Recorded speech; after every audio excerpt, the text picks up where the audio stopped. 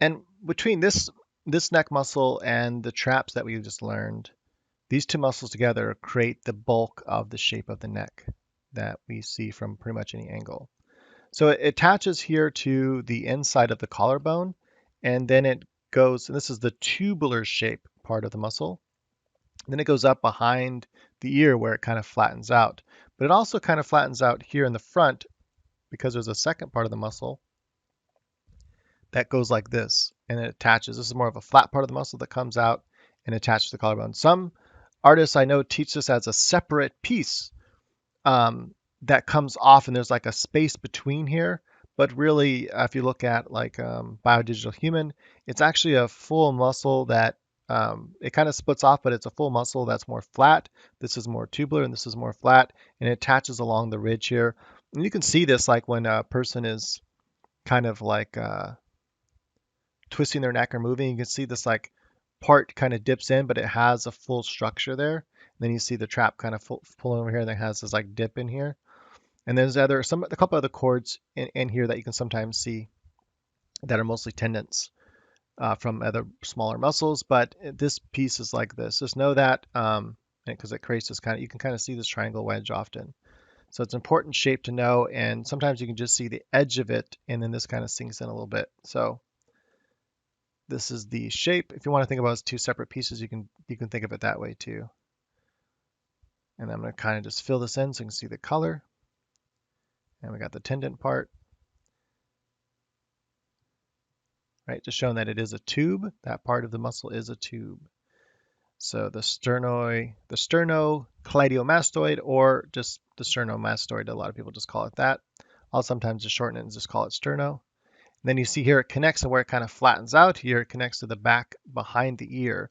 Knowing these insertion points are important because if you see the head twisting a certain way, you go, okay, well, I know that it starts behind the ear and has to go and connect to the inside of the collarbone. So if you know that is the angle of that muscle, you can figure out what you're looking at in a photo easier when sometimes it might be confusing what exactly is happening. Or if you're drawing from your imagination, it's important to know that so you can kind of figure out how it should be shaped. And then, and just in case you didn't see that, I'm going to kind of, there we go. There's the tendon part of the muscles. And then from the back side here, we can actually still see it because it comes and connects behind the ear, right? So we can still kind of see some of that muscle from the back view, like so. Right, so there's the quick video on the sternomastoid. It shouldn't take long to learn this muscle. It's a pretty easy muscle to learn, but definitely maybe look at some photographs and stuff where you can see this muscle. Or you can just type neck into Google and then you can see, some images. And you can see here, this is this tube shape. Notice it goes up behind her jaw because it's going and connecting behind her ear. So you can see that nice tube shape right here, right? That's the sternomastoid. And then this is also the sternomastoid. See that little edge? You mainly see the edge. See how it looks like it kind of sinks in right here? So that's all the same muscle connecting right here, but you see it creates like these two separate shapes. That's why often I think artists teach it as if it splits right here. Just this is the edge of the muscle, so it sticks out, and then this part here is connecting, and so it kind of sinks in because this is pushing out farther than that. That's what creates this shape here. But nonetheless, however you want to think about it, that's the shape it has. And you can see that clearly. And then you can see the trapezius coming around. It's kind of rolling over and it kind of flattens out here and it kind of connects. And that shadow right there might be caused by another muscle tendon coming up between here. But yeah, or it could be the trapezius coming down. I doubt it. That's probably the other muscle. And then here we can see clearly the sterno right here.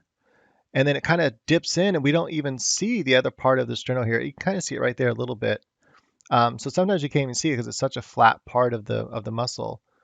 You can see the collarbones very, very clearly here. This inside of the collarbone on males that have more muscles, you won't be able to see it. So it's mostly on females that you can actually see the inside of the collarbone like this. And then you can see that the traps are quite small on the female. And here's another example. We can see it clearly here coming up. So just look at some photos and get, here you can see both of them. This one really sticks out. You can really see it come because you're stretching your neck and turning it. You can really see that cord because that cord has to stretch and pull there.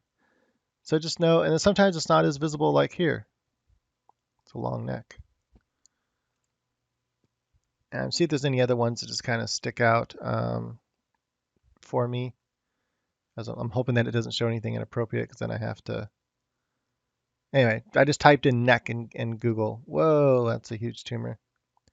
If that's what that is. But yeah, so anyway. And also, you don't have to look just for necks in general. You can just look at people, torsos, whatever, and you can see the neck muscles in those photos. But yeah, so there you go. Now you understand the neck muscles hopefully a little bit better. What, between the trapezius and the sternomastoid, what creates the most shapes within the neck.